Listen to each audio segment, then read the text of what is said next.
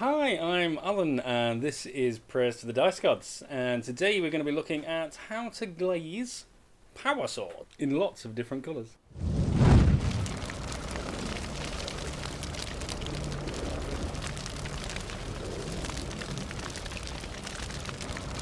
But if you've watched other YouTubers, you've heard glazing mentioned repeatedly, and they try to show you just how thin that actually is by putting it across their thumb, and you still have no idea what a glaze is.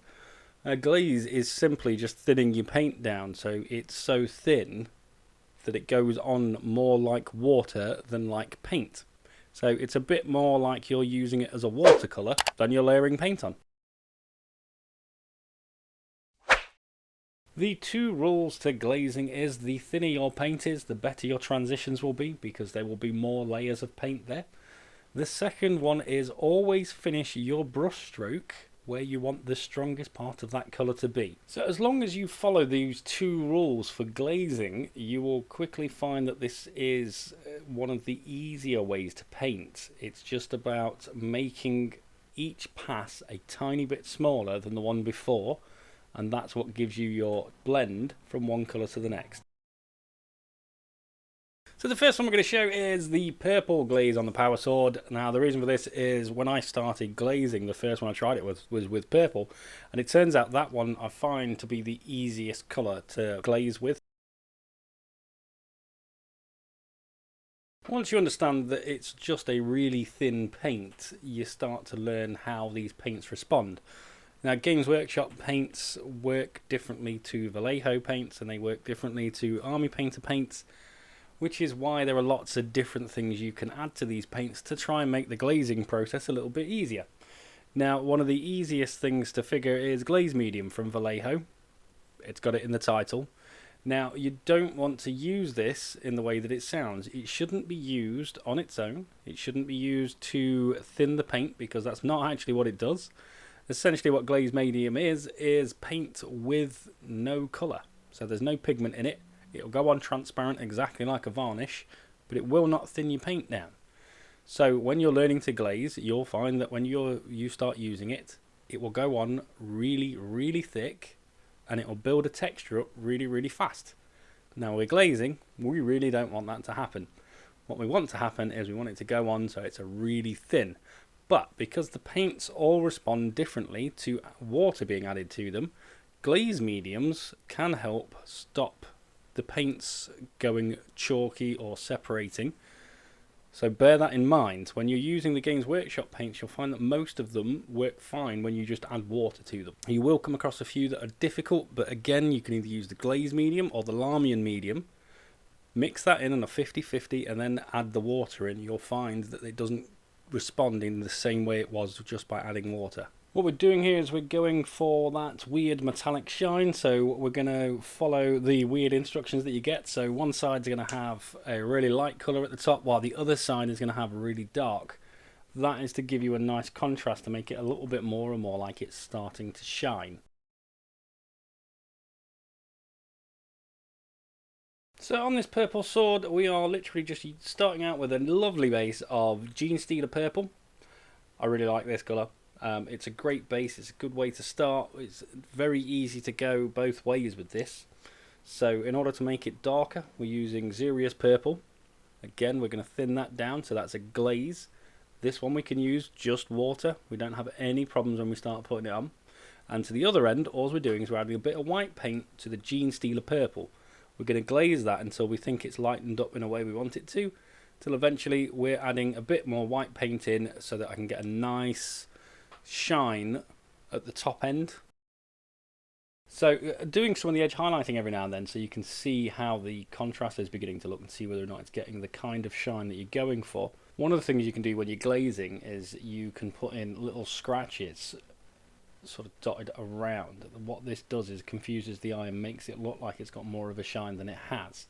So what we're going to do is we're going to do this with a really light purple, and we're going to put the scratches in both the light and the dark side of the blade, just to make it look like it's got a shine before we go back in with a white. Try and highlight that just a little bit further. So for our blue power sword here, we're going to start out with a Macragge blue base because I really like this as a base colour. We're then going to use our electric blue to glaze this to the lightest end, mixing in a little bit of white as we go along, just to try and help that contrast go more towards the white end. And for the dark side, we're actually going to use some Leviathan blue contrast paint, really thinned down. It's got such a nice strong colour to it, it really does make glazing those dark sides a lot faster.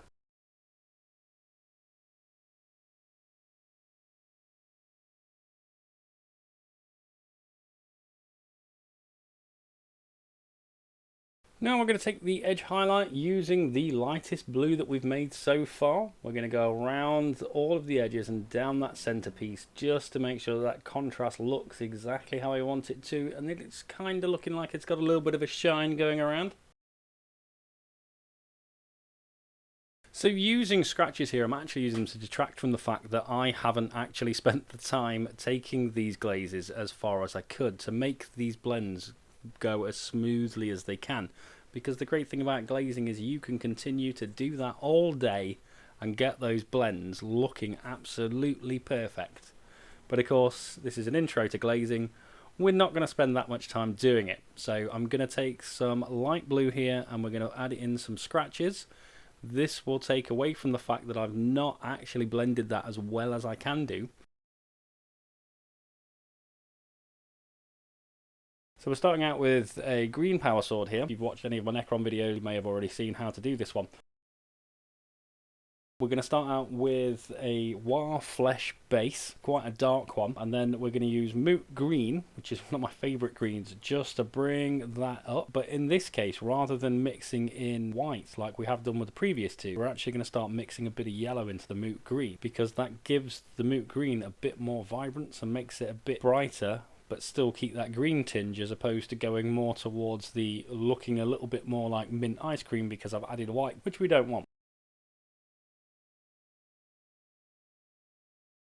We're going to use the Orc Flesh contrast paint to make up the glaze for the dark side of the blade. That one we're going to take in and add some Dark Angels green contrast paint just to make that a little bit darker as we go along.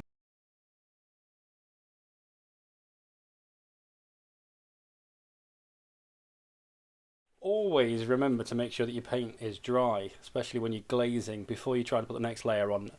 If you're watching, you will have noticed that I've just torn some of the underlying layers of paint with the next layer because I didn't wait for it to dry.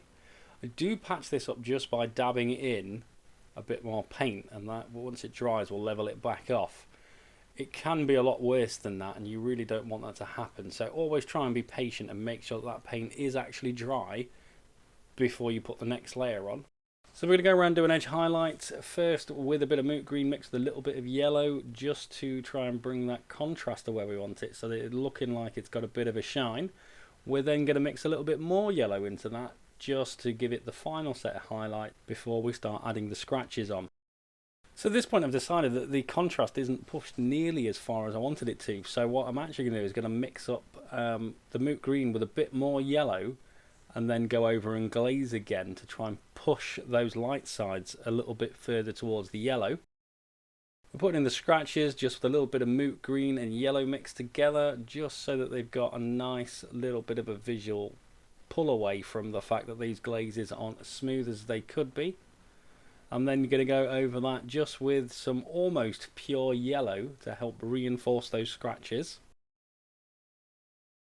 Next up, we're actually going to do these blades glazed a little bit differently. So rather than doing them exactly like we have, so one side goes dark to light and the other side goes from light to dark, we're going to switch that around and we're going to do these slightly differently, because there are lots of different ways you can do a power sword. So we're going to do another blue power sword, but we're going to glaze this in 4 sections instead of 2. So halfway up one side we're going to stop, and then we're going to start it again. So it's actually going to go light to dark and then light to dark again, and then on the other side it's going to be the other way around. We're going to glaze those up in exactly the same way with exactly the same colours that we've already used in our blue.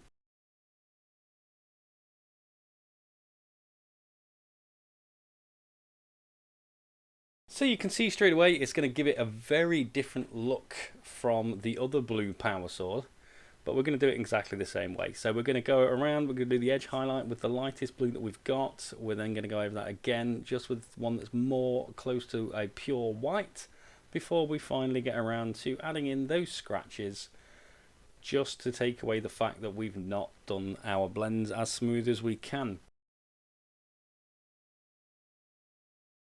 So for this last blade, we're going to do it differently as well. What we're going to do is we're going to work this so it has 3 shine points. It's going to have 1 on one side and 2 on the other. So that means that it's going to have 3 dark patches, 2 on one side and 1 on the other.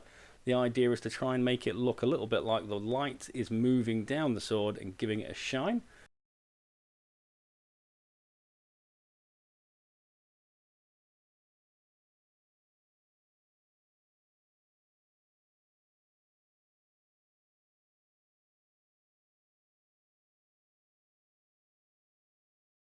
Now again, because we're not going to do these all day, so we're not going to take these blends to be as smooth as we possibly can, we are going to go around, we're going to do our edge highlight, we're going to add that shine on, it's going to go all the way to pure white. We're going to put in some scratches to draw your eye away from the fact that those blends aren't absolutely perfect, and that is the upside to adding something like that, and that's why you'll find a lot of painters will add micro scratches to the surface of armour to take away from the fact that they actually haven't made those blends perfect, because let's face it, if it's not a display model, we're not going to spend a massive amount of time trying to take that blend all the way to perfect.